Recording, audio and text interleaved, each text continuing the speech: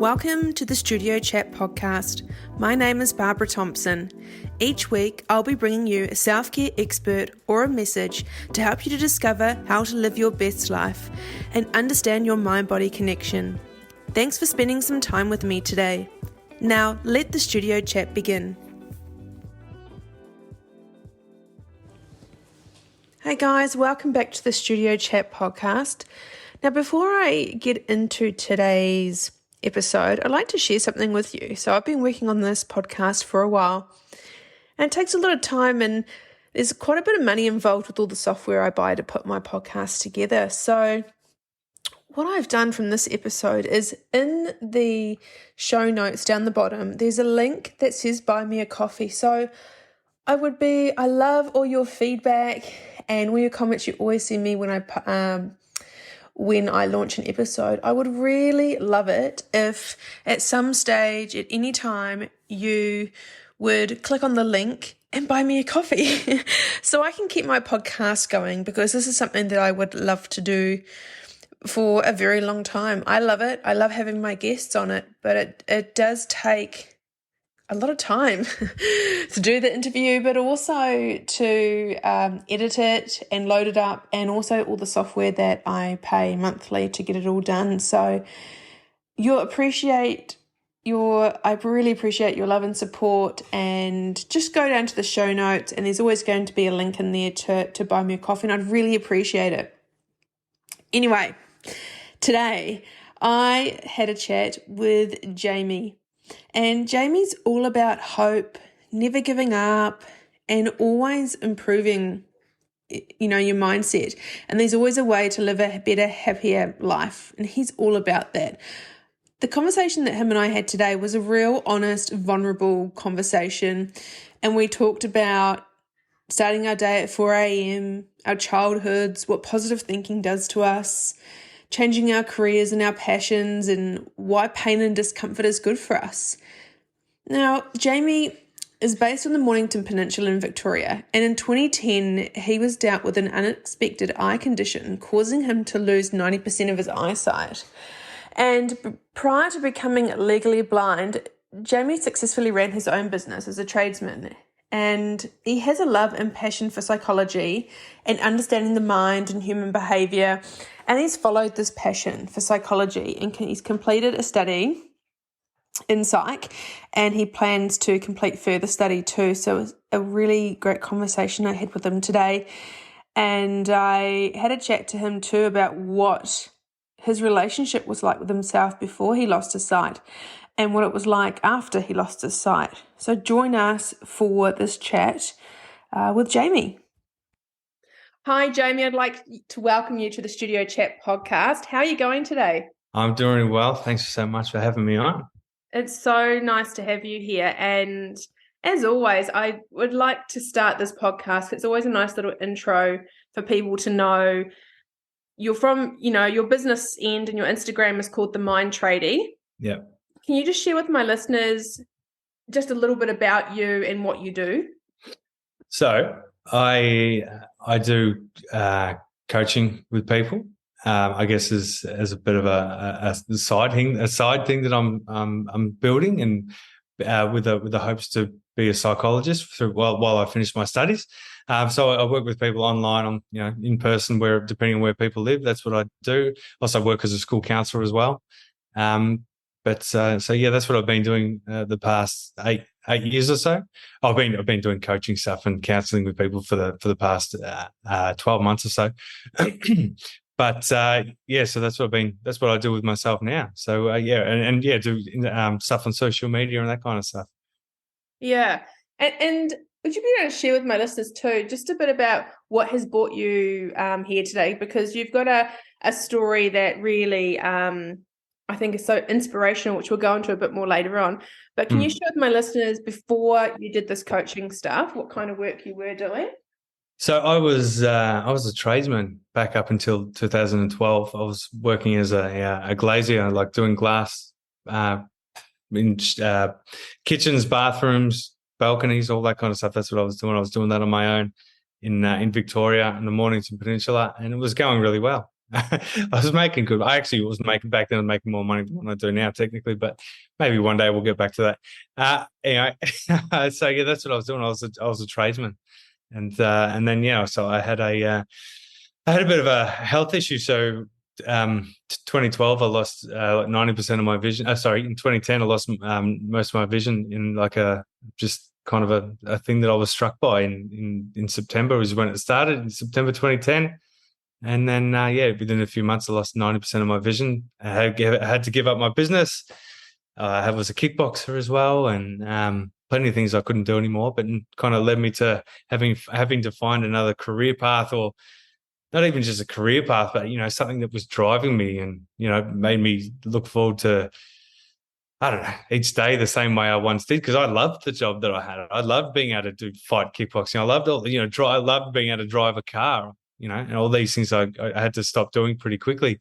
So I had to, transform my life around that. And then it took maybe 18 months before I realized the kind of avenue I wanted to go down. Because I guess I was probably still convinced for a while that I was going to stay in construction somehow. I don't know, like I was going to be like a laborer and just not work for myself, work for other people and just do shitty jobs. And then after all, I'm like, this is not going to make me happy. I don't want to do this, let alone no one is hiring me, because no one's going to hire a legally blind man on a on a job site.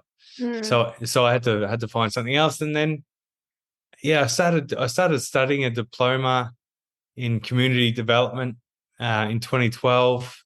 So, but this was like this was like 18 months after the vision impairment had actually started. So it was like 18 months before I'd actually jumped into anything. And, so I just jumped into studying community development.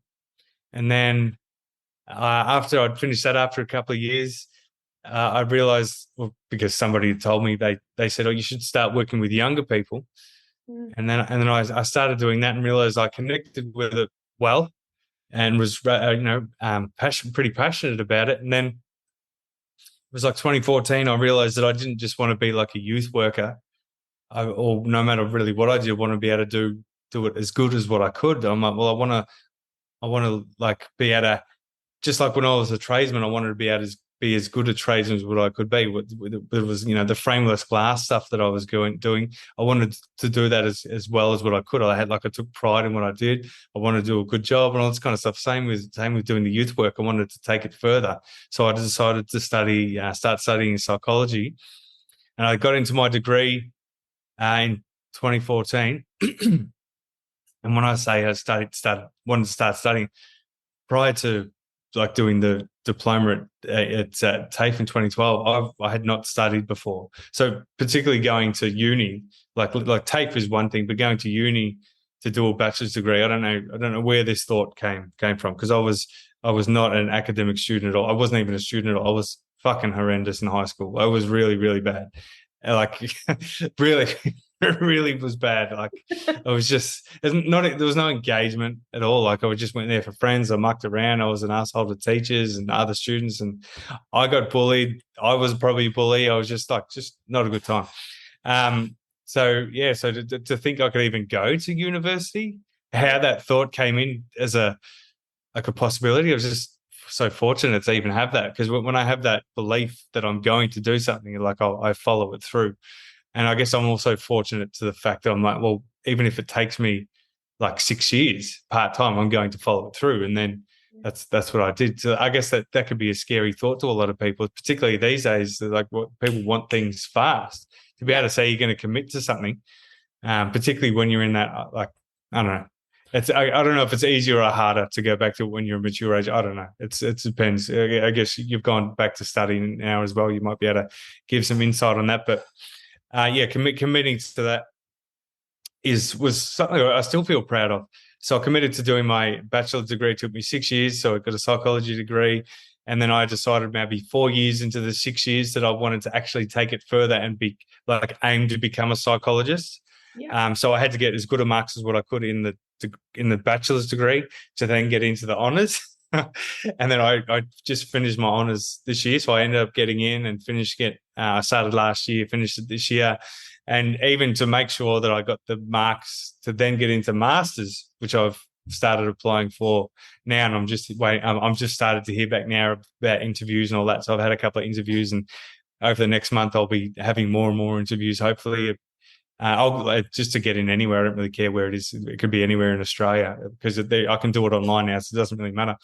And so then, when I get into that, like when I get into the course, the masters, I become a provisional psychologist. So I just want to get. My dream is to get in, or my dream is to finish, but I just want to get in. Like it's. I don't mind sharing with people that this is my dream. I want to make it happen. I've done everything that I can to make it happen. Like I would be like, I'd be sad. I'd be annoyed at myself. I'd go through the grief process, I guess, if I didn't make it, but I don't mind sharing that with people that this is my dream to make it happen.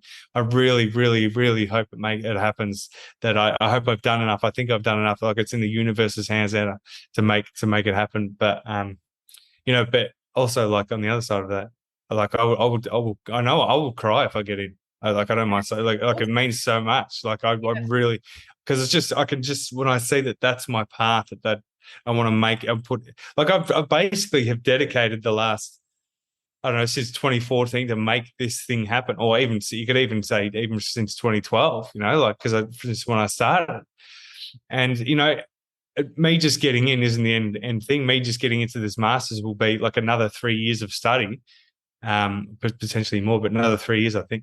But I don't care, because like the milestone of becoming like even just a provisional psychologist is like a huge milestone for me. Like, so a person who was a horrendous in high school who ended up turning into a tradesman doesn't think that one day they'll be a psychologist. It's like, it's just, mate, look at you just shared with us that you're not an academic, but look at how far you've come. yeah. Look at what you're doing, and look at what you're about to do. It's so exciting. It's amazing that you can tell yourself you're not something, but look at the life you're living now. It's when you were like hands-on with your trade, was there anything about that time in your life that you were interested in, about how the mind worked, or did that all kind of develop when, I guess, when we lose one of our senses, or it's not as heightened as what it used to be, it can create the other senses to be a bit stronger. So was it something that after your sight started to go, you were like, actually, I'm interested in this, or had you always been interested?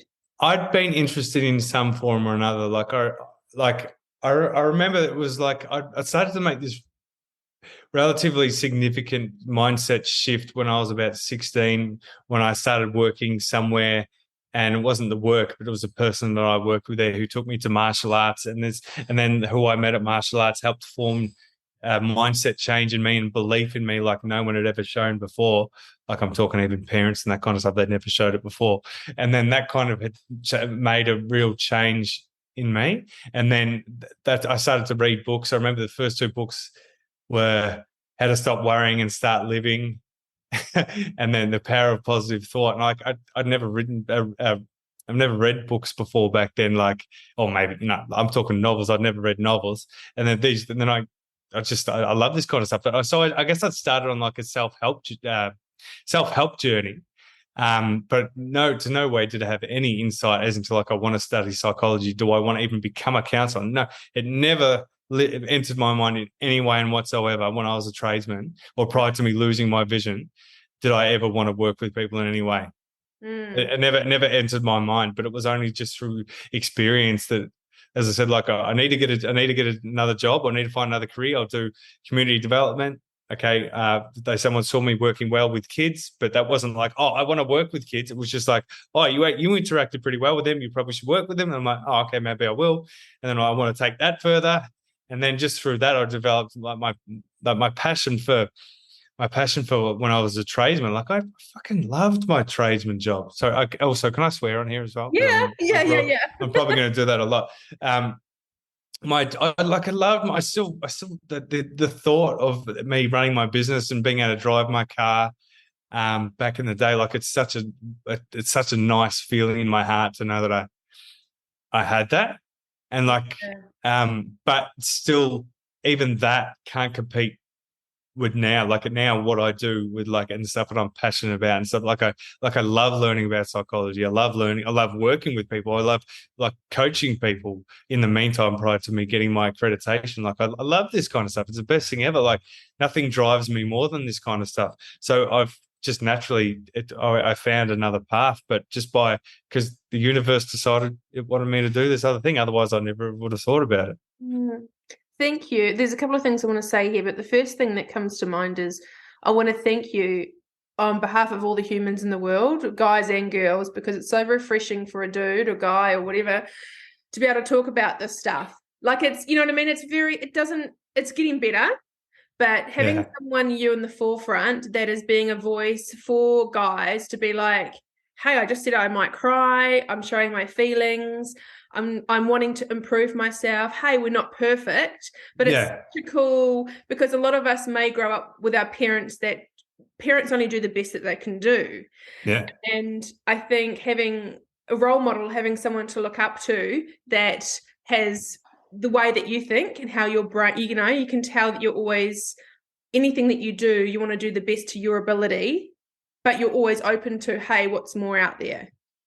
Yeah, I really appreciate that. Thank you so much. But yeah, because that's the way it is. That's the way I think. And I think maybe particularly because I didn't have that support when I was younger, and I guess it's transformed me into someone who likes to be someone who gives it. Like whether you're someone who meets me randomly, I don't know, somewhere, or whether you're someone who works with me in a coaching session or a psych session one day, or works with me as a student in where I work in the school, or just online. I would take pride in being, maybe not like a real deliberate thing that I want to do, but just my being naturally how I like being is like I would expect me to be one of the most positive people you've ever met. Because that's how I like. Because I just naturally think there's always a way. You know what it is? To do something. It's you give a shit. And it's the same with me. I didn't have anyone showing me growing up. I didn't have any role models. I didn't have anyone.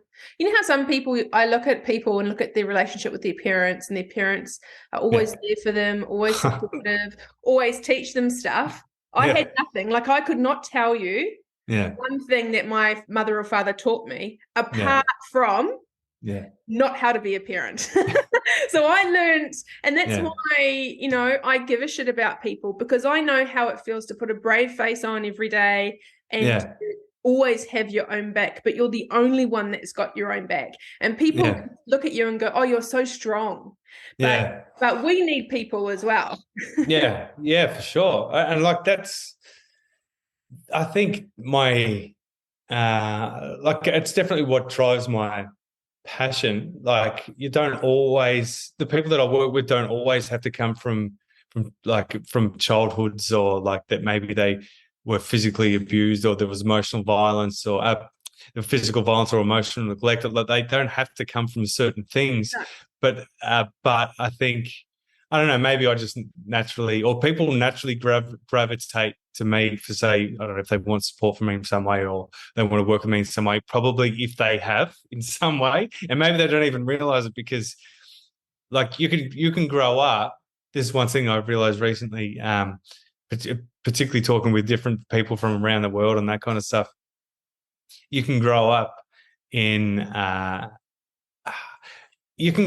just by not receiving attention, and that can be a form of, say, neglect or trauma. So you don't have to have been beaten as a child, or you don't have to have been emotionally abused as a child. You might have just been basically forgotten about, or not really just treated at all, not treated badly, and that can be a form of something as well. And so you could be treated in a bad way, and that could lead you to have certain negative ways of thinking about yourself that you developed, and then, you know, led you to have those kind of ways of thinking as an adult. But also, you just might not have been shown attention at all, and those kind of things have still led you to have similar ways of thinking about yourself. And I guess it's like, you know, there's so many different environments people experience, but the people that I would just work with, because they'll naturally gravitate to the things that I say, is probably because I like to put things out there that is like there is always a way if you want that way. If you feel that there's room to move, or you want something in your life. I'm not a big fan of like, but like just believe it will happen and it will happen. Like I like the mechanics of it, as in like, this is what we want to make happen, and this is what we do need to do to make it happen. There might need to be an aspect of belief or faith, and of as in not religious faith, but just it'll happen somehow. But generally, there's some mechanics to it as well. There's like certain things you can do each day, or there's certain things you can do each week, or whatever it is that you need to do to make it happen, whether it's studying or exercising, whatever hell it is. It's like there's always a way. So let's find out what it is you want to do, and then let's find out what it is we need to do to make it happen. Or you come to me and with the information of what you need to do to make it happen. Like someone who comes to work with me as a coaching client, I'm not going to sit with them and they're like, hey, let's work it out what it is. Like I want them to work out what it is, what they need to do to make it happen, and then I will work with them about what maybe some barriers might be in the way, that kind of stuff. Yeah, because because a lot of people out there, it's this kind of work is becoming more and more acceptable to do, to work on yourself, know how your brain works. But a lot of people think, oh, positive thoughts. Like I see a lot in my studio, which will be my counseling clinic in the new year. I see a lot of people have thoughts in their head, like as we all do, but people feel like we have to have positive thoughts all the time. So what I see a lot of people do is keep going, just keep going. They either ignore those thoughts, they block them out, and they just keep ignoring them, but also replacing that with affirmations or positive thoughts. And I'd love us to discuss this for a little bit, and you just touched on it before, and it's such a common thing, and it's really related to how our brains work. But people think, and people also think that there's something wrong with them, that their brain goes 100 miles an hour. They're thinking about all these things all the time, and they're always so negative because we're hardwired negative. So most people don't know that. But also, okay, I'll either shove them down because I don't want to deal with them, or there's something wrong with me. I'm like mental, or this, because I'm thinking these negative, horrible thoughts. Yeah. And people are saying to do breath work and to do positive affirmations, so I'll just do those. So you can see what's happening is people are pushing down things, they're pushing things out, they're ignoring them, and then they're trying to replace them with this. So I'd love to hear your thoughts on this. Yeah, cool. I think that's a really good way of explaining certain things that people do but not. I guess you could say those as like out of work. I think like so particularly you said say positive thinking or even affirmations. My honest view, and I tell this to people all the time, you could think positively till you're blue in your face. You could read 1,000 affirmations a day and it will mean absolutely fuck all unless you're doing the positive actions. But on the other side of that, you could do one positive action and it could account for 1,000 affirmations that you've done. So one way of like, I want to feel good about myself. I want to, I don't feel good enough. You could be like looking for things that are like, you are worth it. You are like, I think those things have a purpose. But if you want to feel better about yourself, if you know somehow that you don't feel good enough or you want more in your life, well, the number one thing you can do, even if positive thinking might be the starting point, but it is never the end point, as in like is never the only point. The actions that you take each day. So that's why I love getting up early, because it's the strongest message or action that I show to the world by saying, I feel good enough about myself. I feel like belief to get up, or I even create belief by getting up, because the action that I'm performing actually helps create even more positive beliefs. So what it's like it bounces off each other. It's like you can start off with a bit of positive thinking, but like you need that positive action. But then when you do that positive action, whether it is eating healthy or getting up earlier, meditation, whatever it is, then it creates even more positive beliefs. But they become almost more natural. You don't have to force them as much. Like when I get up in the morning and say I set my alarm for 4:00 and I get up at 4:15, like I know that is an action. Don't get me wrong, it doesn't always happen, but most of the time it happens, particularly when I'm studying, particularly, or if I'm in a bit of a more relaxed state at the moment, but most of the year it's happening. What happens is if I get up, like I feel fucking good. I feel good because I know that is an action that someone who either wants to feel good about themselves or does feel good about themselves will do. And if you don't feel that great about yourself for some reason, or you don't feel good, but if you perform that action, you can begin to start feeling like that. It's like one of the actions that you could do. As I said, it can be exercising, eating healthy, getting up early, whatever it is. There's like these actions will perform. Will have a much greater impact than, as we said, like affirmations and positive thinking. They have their purpose, but if people are thinking that that's all they're going to need to do, it's like, unfortunately, they're just not going to get the change that they need. Yeah. And you were saying about breath work and that kind of stuff. That is another action that people can perform. Like, I guess it serves two purposes, or maybe more than two. But the purpose would be, well, someone who wants to feel good about themselves will begin to do this. So I'll do this. But then the action, then the response your body will get, and your brain will get as well, will be like amazing, because it begins to settle you down, your body settles down, your brain begins to, I guess, your brain, not that your brain settles down, but your body settles down, your central nervous system settles down. So then you start accessing a part of your brain where there's more rational thinking and problem solving.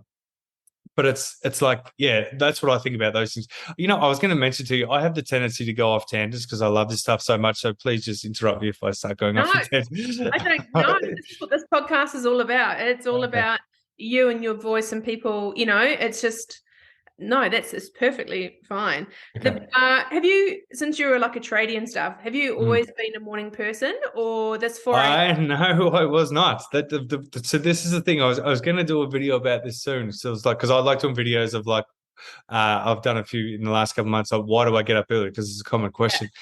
So I used to be someone up until maybe a few years ago, up until like 2018 or something like that, who would get out of bed literally as late as what they could, even when I was a tradie. So it doesn't mean I didn't get up early, but I would get out of bed as late as what I could.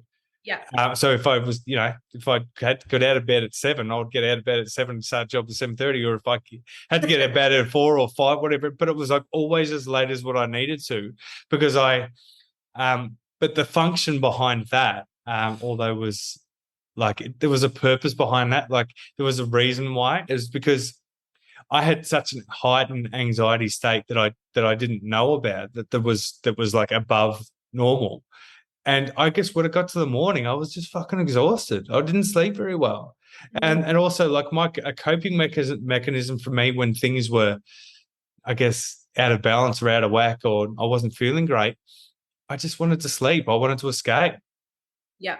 So that's why, another reason why I love getting up early, because that's also another way of going, okay, it doesn't really matter what's happening, I'm not escaping. So now I've trained myself that that would not happen. It just wouldn't happen. I wouldn't be like, oh, I'm a bit stressed at the moment, I want to sleep. Like, I might get that sensation, but I just wouldn't do that. Like, because I would know that for me to actually deal with whatever is going on, I need to give myself more awake time and feeling good and all that kind of stuff. But yeah, it used to be my escape, and it used to be that I'd wake up in the morning because being so anxious and all that I just wanted to sleep. So getting up early was never a natural thing to me. I had to program myself to do it. And then I found out that that's how I love connecting with the world, with the universe, is at the quiet times and when my brain works better.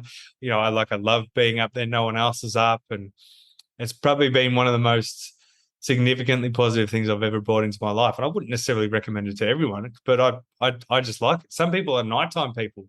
So if you can give yourself 2 extra hours in the morning, or 2.5 extra hours in the morning by getting up earlier. Like, if I used to get out of bed at 6:30 and I now get out of bed at, say, 4 at most of the time, well, that's another 2.5 hours a day. But you don't have to do that. If you want to get your extra time working on your passion project or study, whatever the hell it is, and instead of going to bed at 10, but you go to bed at 12 or something like that, and because you're a nighttime person, well, do that. But I just find that I connect better with the world when I get up early. So, but it's more about giving yourself that time to work on things, whether it's work on your emotional stuff, whether it's work on your business, passion project, whatever it is. And I just wasn't doing that. So I used to add even more stress to my life, or anxiety to my life, by not getting up early. Yeah. And so you do that 7 days a week? When I do it, I won't do it 7 days a week. I'll generally do it 5 to 6 days a week. Yeah. But generally do it even on holidays and that kind of stuff. But it's like, it just adds so much more time to your week. And it doesn't just have to be about that. It could just be like, it just feels so good because it's so hard to do. And it's like, as I said, it's like a clear action that you're performing. Most people may never try this. I know I'm in a small percentage of people, but it's like you don't have to do that. It could be doing an ice bath, it could be doing a cold shower, it could be doing all this kind of stuff. But like, what scares you, or what previously scared you, and what do you think you could do to challenge yourself? And if back in 2017, 2018, when I knew I needed to do something, that was one of the things. I'm like, I need to get up early. Because in all the motivational books I was reading, they were like 4 a.m., get up, 4:30, 5 a.m. All those successful people were doing it. I'm like, well, I'll do that. But yeah, not everyone would do it. But it's more like, what do you find hard? And maybe what are you currently avoiding? Could you challenge yourself by actually doing it? Could even just be as simple as exercising or eating healthy for some people. Yeah, but to be honest, everyone that I don't get up that early. I used to when I had to train twice a day because I had to fit that in. So everyone was like, I used to be at the gym at 4:30 in the morning and then again at 10:00 at night. And people used to be like, gosh, I was so not, and any of my old work colleagues in New Zealand could actually back me up on this. I was a manager too. I would walk in and not say good morning to anyone until about 10:00, 10:30, and then I'd go, oh, hey, morning. Everyone's like, hey, she's here.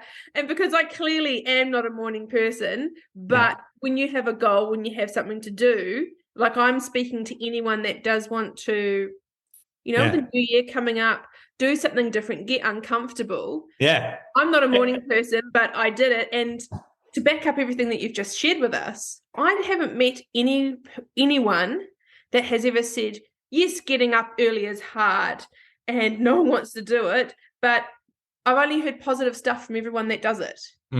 Yeah, it's because there's definitely people that are either nighttime people or early morning people, but there's, who knows, those that do find themselves connecting to the morning or just haven't been doing it because they find it hard. People are like, oh no, I couldn't do that. That's hard. But I'm like, just because it's hard doesn't mean you can't do it. Yeah. Like you could be, you're missing out on something, but like you generally also to motivate yourself to get up and say, even before 5 a.m. or even at 5 a.m., like it's not easy. And, when I started to do it, because I was in a shitty position in my life, I'm like, I need to make a change. I need to do something. Like I'm not in a shitty position as I just felt I didn't feel great. So I needed to make a change. And that was one of the things I did. And it was a bloody solid thing that I did. And like, I know I'm a morning person now because I get up and say, I could be, 4, 10 past 4, 4:15, and I'll have my camera set up and I'll do an Instagram video sometimes. So I'm like, clearly I must be a morning person if I'm willing to do a video in the morning. Yeah, good on you. I don't think you'd ever see me doing that. I probably don't look that great, but at least I'm saying something. I was like, I think I'll save the universe from that image of me at 4:00 in the morning. Yeah, I always wear a hat so you don't have to do your hair. Oh yeah, that used to be my trick at the gym. I wear a hat when I pull it down over my eyes, which means don't come and talk. You must think I'm actually a nice person, but hey, you've done some incredibly tough work. If you're doing 2 gym sessions a day, that is not easy. Yeah, I know. You're just one foot in front of the other, eh? But what I love about you and what you do is you're all about hope and never giving up and always improving your mindset that there's always a way to live a better and like happier, healthier life. And the next thing I want to have a chat to you about is pain and discomfort, which kind of flows in from getting up at 4:00 in the morning is when we talk about pain and discomfort and it being good for us. Yeah. Well, that's an interesting one. Before I give an answer, what do you think it means to you? I think it's because as human beings, we need certainty. We need to feel safe, and we like to know what's happening. And most of the time, we have habits or behaviors that go through different stages in life. We're usually having a habit or a behavior that's really not serving us anymore. So sometimes when we need pain or discomfort, we're doing something that's not our normal, or we need to change something, and that's where the pain and discomfort comes in. But it also shows us that we're alive. But if you push past, and I know with my training too, which is it was a great tool for me to have, but it also backfired, is why I could train for so many years and be so good at it was I can disconnect. I'm not proud of it, but it was good at the time. I can actually go to a place where you could give me any weight and I would just, you tell me how many reps and I will just do it. And everyone's like, you're a fucking machine. But the only reason I could do that was I would actually switch off. Like I had no mind-body connection. And that's why I could do the sport I did and train how I could train. Yeah. People were like, you're a beast. And the only way I could do it was I would actually switch off. Yeah. You tell me 15, I'll just do it. There was no, oh, I can't do it, it hurts or whatever. It's just like, I'm doing 15. To the point where my trainers would laugh at me and be like, it's dangerous because I was over, they'd be like, but you can't do 15 more. And I'd be like, absolutely. And I'd fucking do 15 more. And they'd be like, your program's too easy. And it's like, no, I had this ability which served me well until I had my first anxiety panic attack that I was so disconnected from my body that at that moment in time, that training, like the way I was so disconnected really served me. Because I was so stubborn, but also I had that ability where people, you just tell me what to do in a training sense. Yeah. I'll do it. Yes, it's hard and stuff, but the pain, I will just block it out. But then when I had my first, I think 5 or 6 years after kind of that, and I had my first like anxiety and panic attack in like a abusive type relationship, then I sunk into my body and was like, oh shit, what is this? I don't know what this is. And then because I've been really intuitive my whole life and always had those gut feelings and had completely ignored them, that woke me up to be like, right, my mind and my body need to be connected. And here we go. And that was my second part of my journey. Yeah, okay. You can see where pain and discomfort, a lot of people could actually relate it to training and stuff. Yes, I think that's a good part. But I think in real life, as we go through happy, sad, good and bad, day and night, we need to have that. And we need to have pain and discomfort on any level for us to enjoy the good times. But also pain and discomfort is a good thing because it means we're growing and we're changing, and on a human evolution level, our bodies don't want to change because they're scheduled. Our bodies are just wired for, am I going to be safe today? Is the tiger lion or tiger going to eat me? All it's wired to do. It's not wired to do anything else. So my body is just looking for danger the whole time. Yeah. If I'm going to do anything that's different from that, my body and brain are going to freak out. That's kind of how I see pain and discomfort. There's so many different avenues that we could go down. But personally, too, I've gone through moments and times of my life, and I'm sure I will moving forward to the future, where I experience pain and discomfort on any sort of level, and you can run away from it or you can sit in it and grow from it. So everything that comes up, you've kind of got a choice. Yeah, that's really true. I think in my life, in my experiences, I think I blocked out feelings of pain, but what I could not block out was fear, because so like there would have been pain attributed to having a shitty dad, and still to this day who bugs the shit out of me. On other levels, but I accept him in because of my daughter, who's his grandfather. There would have been, a pain that was the way that I was treated by my stepmom and my stepdad, who was, violent and all that. There would have been pain there, but my memories of my life, I don't think of pain like a physical kind of, oh, that hurts. What actually has been the most significant factor in my life was fear. Because of so I can only speak about it from my experiences I've had. So the fear that I held due to my experiences, and I can go into more detail if you like, but due to the experience that I had through my upbringing, from basically growing up into where my environment from birth, there was so much stuff going on up until the age of maybe 10, and then even later, the way I was treated by people, it led me to have not a fear, not even just a fear of rejection. I had a belief of rejection, that I was going to get rejected by people, and that I wasn't good enough. So, like who you see now talking to you, and the way that I talk now, I didn't used to talk like this. Like, I probably wouldn't have even had the guts to even think that what I was saying was right. Or so. Hey, mate, same here. We're definitely on the same page. Yeah. Exactly the same. Yeah. But I don't think of, look, thinking back of childhood stuff, I don't think that there's pain for me attributed to it. It was more facing fears. But then that could almost be the same discomfort. Yeah. Some people might have like a literal feeling of pain, and there could be arguments, and there's probably research out there that look, I'm just guessing, but maybe because of the emotional state, and women are far better at connecting or feeling that emotional state than men. Maybe that's why I didn't feel it as much. I had blocked it because we're not necessarily as much as sometimes as much emotional beings as females are. I'd connected to the fear. So the fear of what people are going to think about me, and so imagine, like, I guess, how much could I, like, detail should I give that would be relevant? But I grew up in a world where people didn't think anything of themselves. They didn't have the capacity to love themselves because they didn't know how, because of how they were treated. And then so they didn't really know how to show love and nurturing and attention either. And there was people who I know had been treated badly when they were younger. So then they ended up doing that to us as well. Like, I've used the word, me and my brother were emotionally raped by people. Yep. 100%. Especially that first 7 years of your life, eh?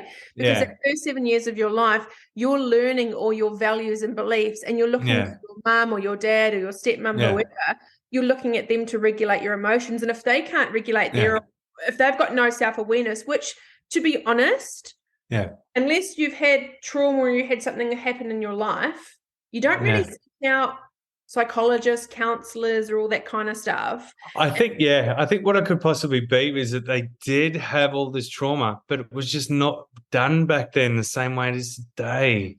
Yeah. I think, even the conversation you and I are having, no one would talk about their personal stuff.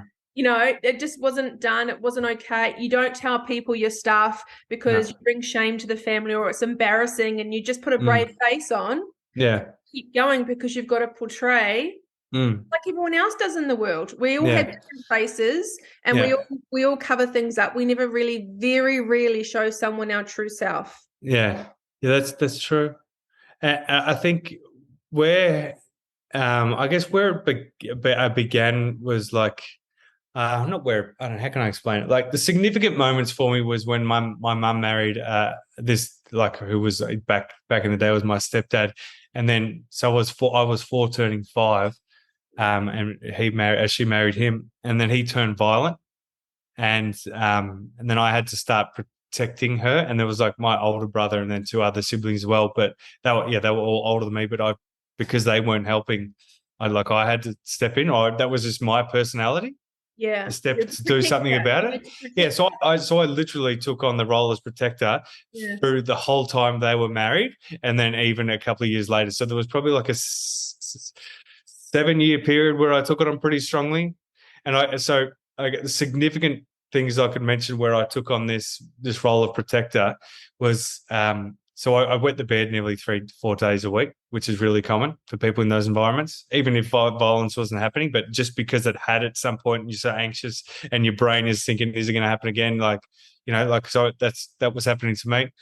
And then I couldn't stay at friends' houses because I would feel sick at maybe 9 or 10 o'clock at night because I was realistically fearful that something was going to happen to my mum when I wasn't there. So and then sometimes, when I would end up being able to get over that fear and stress, I literally had to work my way through it and get over it. And then I'd get into the bed, and then I'd be scared that I was going to wet the bed, and then I'd wake up, my friends would laugh at me. So I was like, I'm really sorry that as a child you had to experience that, and that's why you're such a I even know now what a freaking awesome dad you are, because I know from my childhood too. I don't have children yet, but if I get the opportunity to look after someone else's kids or have my own, I know hey, look, I'm 42 now, but I know what it feels like to be 7, and I bet you do too. And that's why you're such an awesome dad, because it felt like it was yesterday.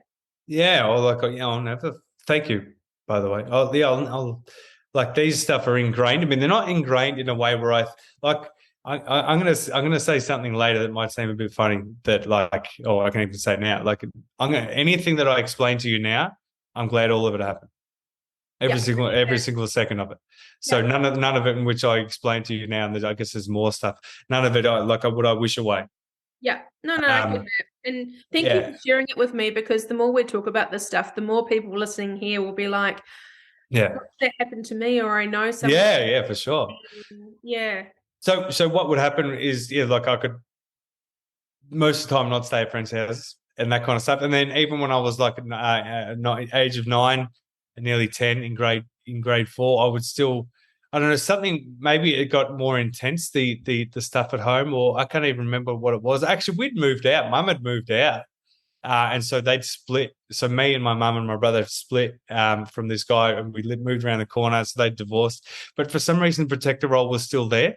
And so I was in grade 4 and grade 5, and I would go to the sick bay nearly every day or a few days a week or whatever it was.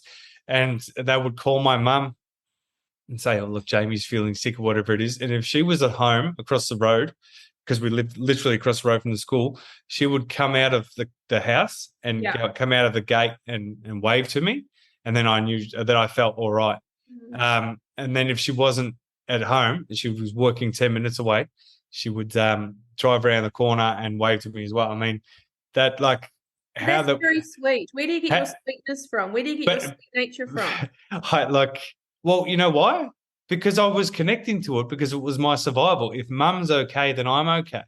Yeah. You know, like that's how I'd connected to it. But although it was sweet, that I think that's those significant things. Someone asked me about those. I brought that up on a podcast like last year or a couple of years ago, and I hadn't thought about that for a long, long time. And just as I was saying, I'm like, man, that was fucked up, wasn't it? That shouldn't have ever happened. Because although that sounds normal, that sounds sweet, but it was like I had such a protector role that I felt sick every day. And my mum was just come out and say hi, which is fine. It was great. But what was happening behind the scenes that made that happen? You know, people weren't telling the truth. I was seeing counselors or psychologists because I was wetting the bed, and no one would be telling the truth why it was happening. So I ended up just thinking I was this massive wimp. You know, like, yeah. But not all kids would take that role. That's what I mean. In a family, that's why I said that you have that nature of being a protector, that not everyone has that in them. Oh, really? No, just because they've been brought up in that environment. Like some people have 5 or 6 brothers and sisters. Yeah. How come they all don't do that? Yeah, I know. Like, just one that does it, you know? I've often questioned that as well. I mean, I don't know. There's not necessarily. I'm sure there's science behind it, like the differences in You're DNA. the oldest. You're not the oldest, are you? I was the youngest. I was 4 years old, or 4 to 5 when it was happening, and my older brother was 8, turning 9, and then there was a 10-year-old, and then there was a 12-year-old. Yeah, exactly. So and that's so yeah, but I must have made a connection somehow. Obviously, the protector connection, but like I must have somehow made the connection that if she's all right, then I'm all right. No, obviously not a conscious thought I was having. Yeah. And then, but then I took on that for years with mum, like that. If I could try and help her, make her feel better about herself, then I'll feel better. And then because I attached to that for so long, because she never felt really better about herself, either deliberately or she's got other things going on or whatever it was, then for years I was stunted as well. Or maybe not permanently stunted, but in certain areas I'd still connected to it. And I had to drop it after a while to realize that she's never going to change realistically. And that's just who she is. And it was never for me to take it on in the first place. And then I'm like, oh yeah, that's true. But it's okay true. Because that's what I mean. You go, we all go through life and you have these certain things, but you have a moment where you could do something about it or not. Yeah. It just shows the type of character and also you got to look at the examples that you had growing up. Yeah. You went against the grain. Yeah. I'm pretty lucky that I was able to do that. Yeah.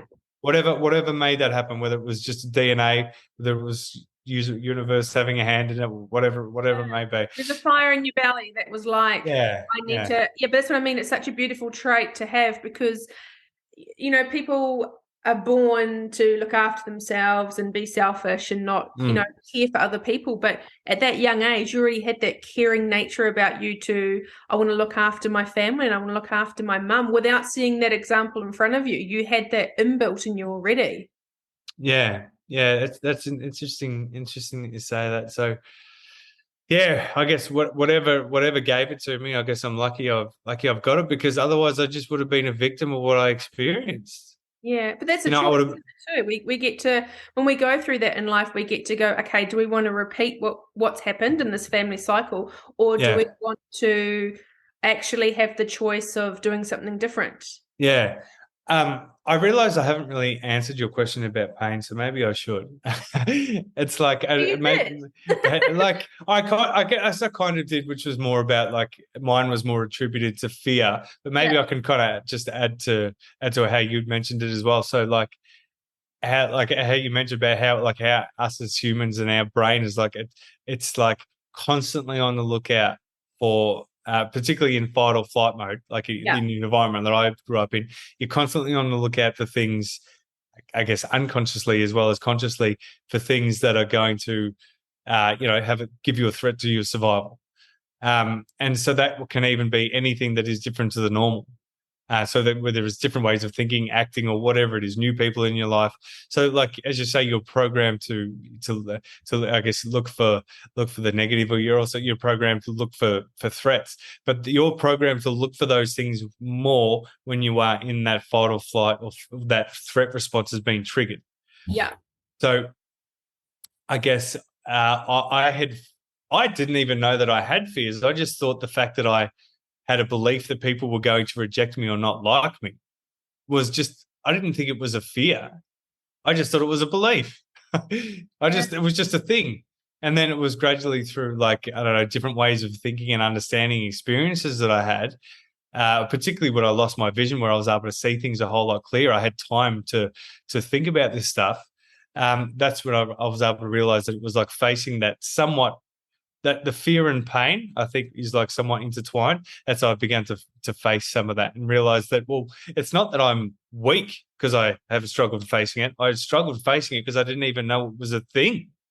I didn't mm, even know it was a thing inside me that was I guess a negative way of thinking. yeah, And so, like, maybe to give some other insight as well. So when I did lose my vision when I was 26 pretty rapidly, and I had like 18 months of not working, not studying or anything like that, what I would generally do is walk each day. And I didn't have really any money either, because luckily because I had to give up my business, but luckily I was getting supported by the government. Um, but I would walk, and on my walks, I realized I knew that I didn't feel great about myself for whatever reason. I didn't know like exactly what it was. I thought I was like, I think I put it down to like low self-esteem and that kind of stuff, and for whatever reason. And I would tell myself things. So I would say almost affirmations, because that was my first starting point. So, like, if I would go on a walk, I would spend 45 minutes walking one way and 45 minutes back, say 90 minutes total, whatever it was. And I would repeat this, mantra to myself, like, I'm good, I'm worth it. And I'm like, I'm deserving what I want, because I thought that was like something that would help. And, like, as I said, it's like, it wasn't the best thing that I could do, like, looking back at it, but it was the only thing I knew looking back on it. That's where I started.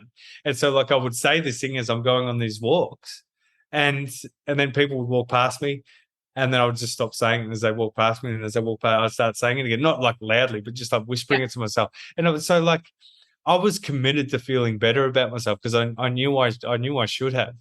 So I guess also, despite everything that had happened to me, say childhood stuff or vision impairment stuff, I had this little spark in me that said, you should be feeling better about yourself. You should be feeling better on the inside. But what if I didn't have that?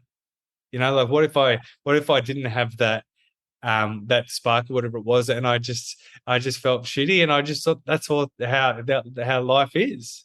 yeah. You know? It's a really great point to say, because everything you'd been through to feel like you reject, the rejection and the not good enough. Yeah. To, I felt the same as well. And then there was a point a few years ago that I learned something again about the human body that really, it's really simple and it makes sense, but I wish I knew Mm. about it a lot earlier. And that is, how some people, most of us, don't feel good enough on some level. We want everyone to like us. We want to people please and not be Yeah. rejected. Yeah. And what I learned to be true was that, again, when we go back to evolution, we go back to our tribes, the reason why we want everyone to like us and how we don't feel good enough is we need to be in groups of people. We need everyone to like us, because if they don't like us, they will reject us from the tribe and they'll kill us on the spot, because we'll draw attention to whatever's going to kill us, or we go off and walk off and do our own thing. We'll die because we don't have the protection. And that's a human evolution. And then that was a real, like, so if someone's listening to this and they don't have that, I had the spark too. So I had that feeling like you had. But if someone's listening to this and they don't have that drive, I want to reassure them that kind of all of us have, at some point in our life, we may not feel good enough, or we want everyone to like us, to know that that's kind of a factory setting of our human body. Yeah, it's an adaptive function that it like serves a purpose. Yeah. So that's a really interesting point that you bring up, because I learned about that when I started to learn about the brain as well. Like I guess do a bit of research on it as well, because people kept talking about this lizard brain or reptilian brain. I'm like, what are they talking about? And I'm like, I didn't hear about this in my study, so I want to know. Anyway, so I went in like this bit of a deep dive or a rabbit hole of learning about the brain, and I like found things of what you were talking about as well. And so like the best way I can explain it kind of goes back to that survival state and like the fear center and all that kind of stuff. So like when they say the lizard part of our brain or the reptilian brain is like the back part of our brain, the brain stem and the cerebellum, which is like, I think, the oldest kind of evolutionary part about us. And so it's like it's also attributed to like just natural like survival functions like heartbeat, body temperature, and that kind of stuff. Yeah. And then like the secondary from that, the next kind of evolution in our I guess consciousness and brain was that like the more middle part of our brain, which kind of evolved when we did start living in tribes and civilizations and that kind of stuff. Because as you say, when we were rejected in some way, whether we did the wrong thing or we, were shunned from the pack, it was a threat to our survival. Yeah. So that's why, yes, today we do think, and it's important for us to in some ways care about what people think, but it doesn't have to ruin our life. It doesn't have to cause us anxiety, which for the average person it probably does. Someone who doesn't know any better, it probably does. But why that is important to understand is because that fear center that we have in our brain, which is like which is what they call the limbic system, the middle part of our brain, evolved in that time as well. And it's also like the emotional state of our brain. So we learned to deal, I guess, in our civilizations with emotions. That's how we like became to like communicate and understand and all that kind of stuff. But it's in that fear state is where we are connected to the fear of what people think about. All fears, doesn't really matter what it is. Where we don't need to have that fear anymore is because we don't live in civilizations like that. It doesn't matter what other people think about us. It is not going to be detrimental to our survival.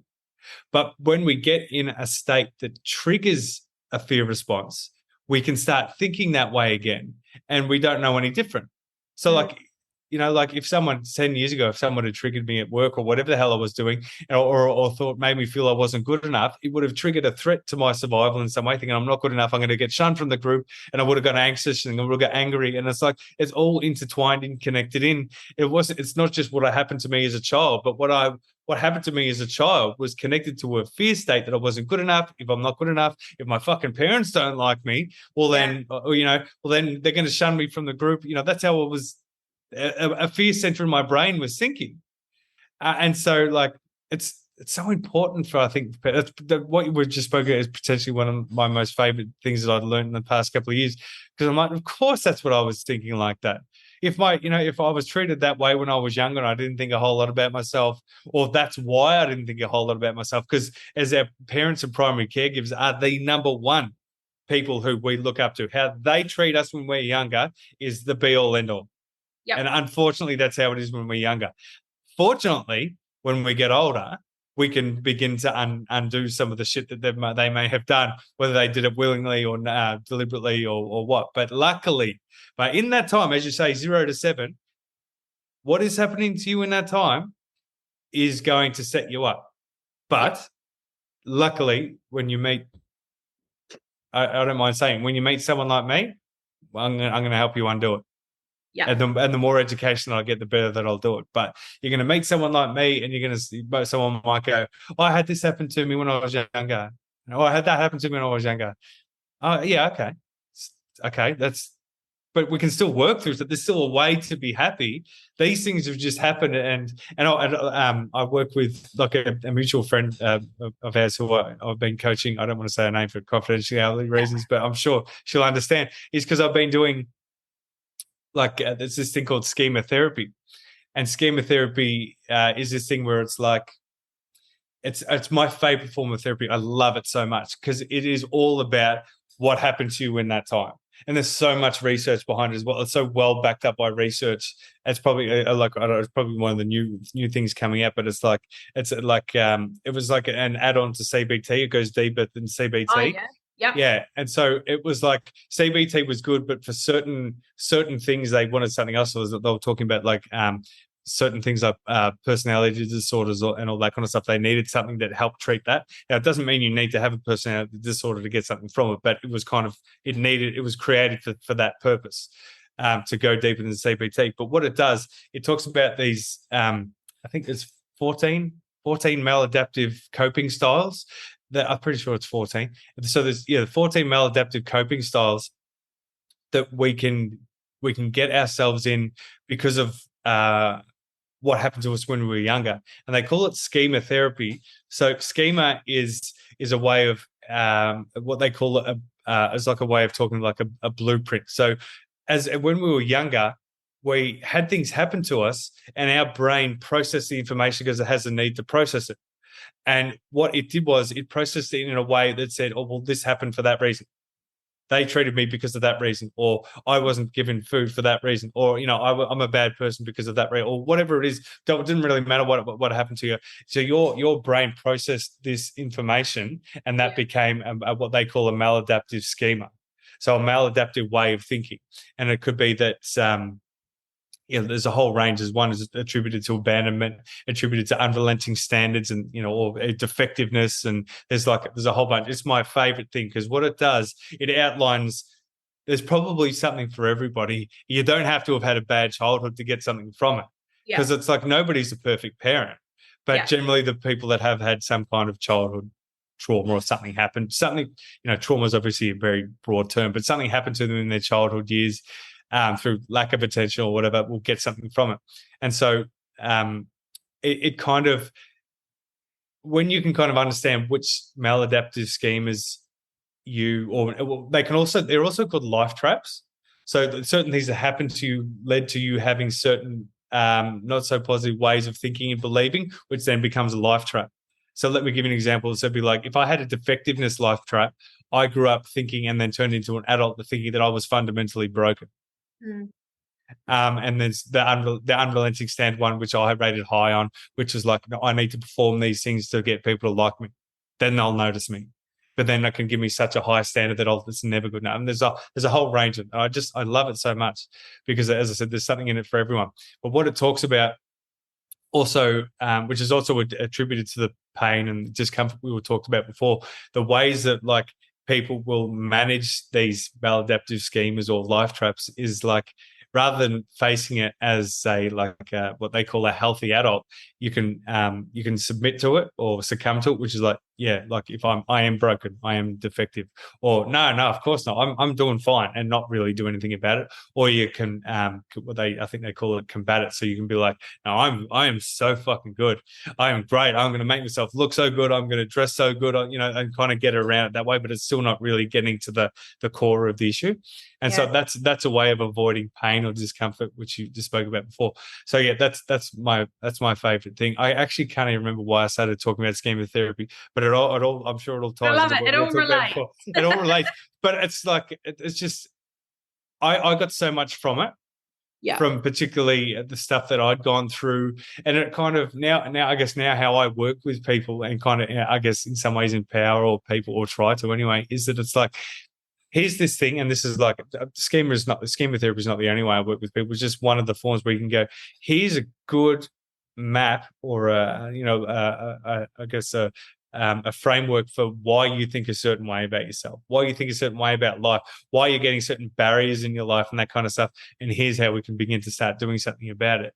And then when you kind of start breaking down those beliefs or negative beliefs and barriers and fears, well, then that what also I really like to start doing is probably what I'm most passionate about is when you can start using like that energy that you were possibly held back by for so long in your life, like I was, and I start using it and start fueling yourself every day with it. Because I have a fundamental belief that, like, I don't have anything to back this up with research, but I have a fundamental belief that anybody that's gone through something in some way has something special to give. Now, whether it means they've got something to give to themselves, their family, the world, whatever it is, but there's something in the thing or things that happen to you that you can use to improve your life. And it's like when whether it's males or females can go to see someone, whether it's a coach, counselor, therapist, whatever it is, or means you start eating healthier, exercising, you can start doing some work on your own and then start seeing someone, whatever it is, like there's always a way. There's always a way to do it and start becoming like a happier version. Like that these things do not have to hold you back. Like there's always a way. 100%. See? There's always a way. Now, I've got one last question that I want to ask you before we wrap everything up today. And it's one that I think, so I'd love to know, what was your relationship like with yourself before you lost your sight? And then what was your relationship like with yourself after that? So there's a relatively simple answer for what my relationship was like before I lost my sight. I fucking hated myself. I hated myself because I didn't know why I didn't feel great. I was an angry person. I was anxious, which then turned into anger. I was too scared to talk to people sometimes. I was like, I didn't have good relationship with people because I didn't have a good relationship with myself. Like, no, my relationship with myself was not good at all. And then by losing my sight, I not literally, but I guess metaphorically started to see things better in my life. And so that's how I started to see where these fears had started. I see the things that I could do about it. And ultimately what the journey that I've been on, not so much now, because I think I've passed like a really big milestone maybe in the last few years, or even starting a podcast or even getting whatever it is, it's been like putting myself out there. Like I do like myself and I'm beginning to understand myself more. So what a really important thing for me is I can get anxious and I'm never going to take that away. Yeah. I can get angry. I'm not going to take that away. I can lessen them, but I've got the ability to get depressed. I've got the ability to get anxious. I've got I was in one of my psych appointments a couple of weeks ago. I said, well, would you like? I've been coming here for a couple of years. Like, would you? I've never asked you this question before. Would you like diagnose me with something, like whatever it may be? He goes, well, I wouldn't necessarily diagnose you with something, but I think you're probably leaning towards being OCD. I'm like, oh fuck, that makes so much sense. So I have OCD traits, but the reason I'm mentioning all these things is because that's me. I don't want to change me, but I want to understand myself more so I can become happier.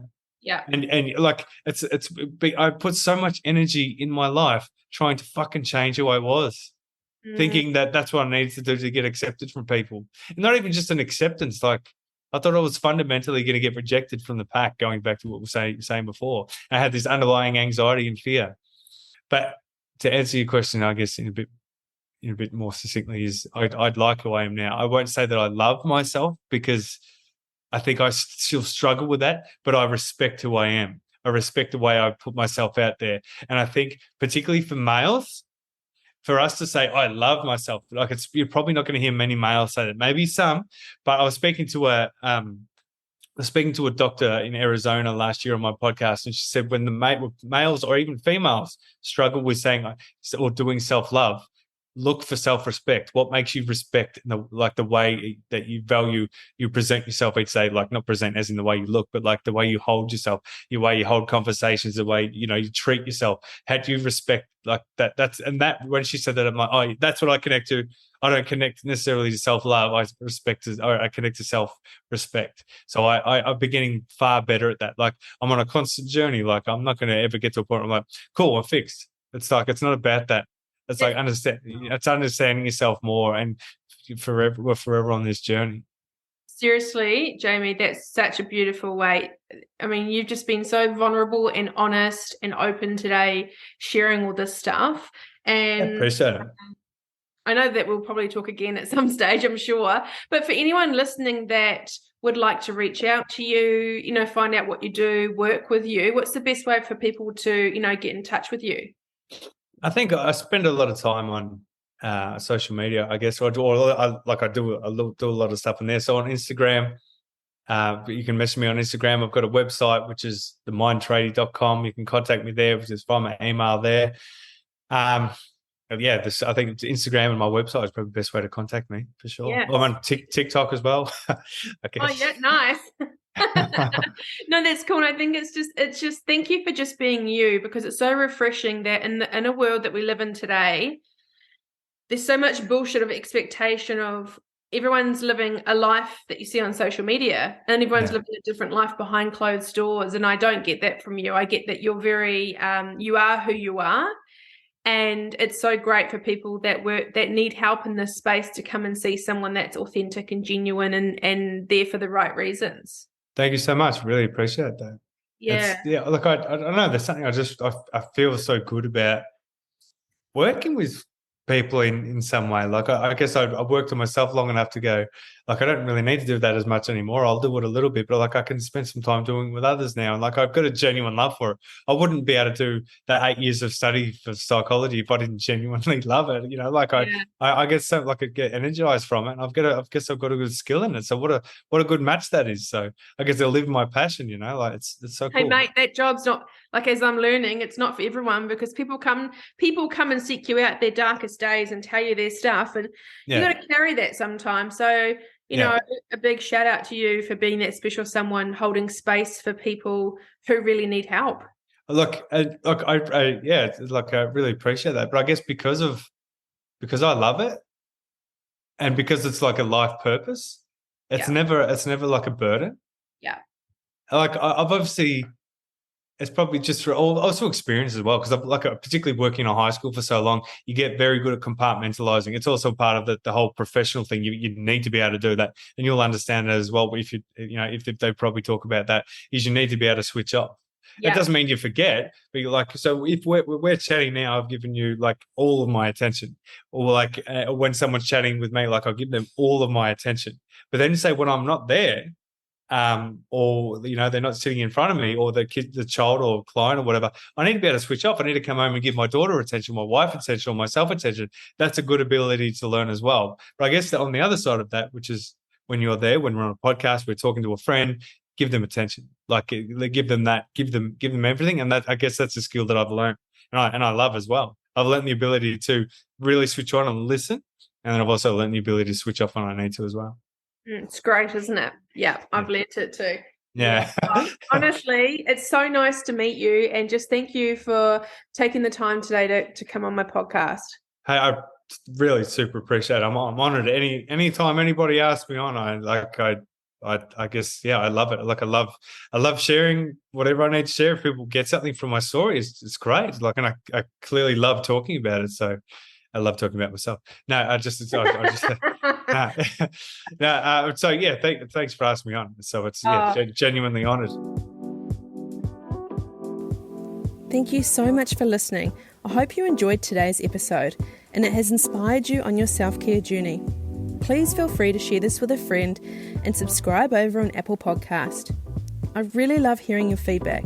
So guys, please feel free to write a review on Apple and let me know which part of this episode resonated with you the most. To fall in love with yourself is the first secret to happiness. To find out a bit more about Self-Care Studio or the Studio Chat podcast, head over to my Instagram page, self_care_studio, or on my website, selfcarebybarbarathomson.com.au. Really look forward to seeing you on the next episode. Look after you. And I'll catch you soon. Bye.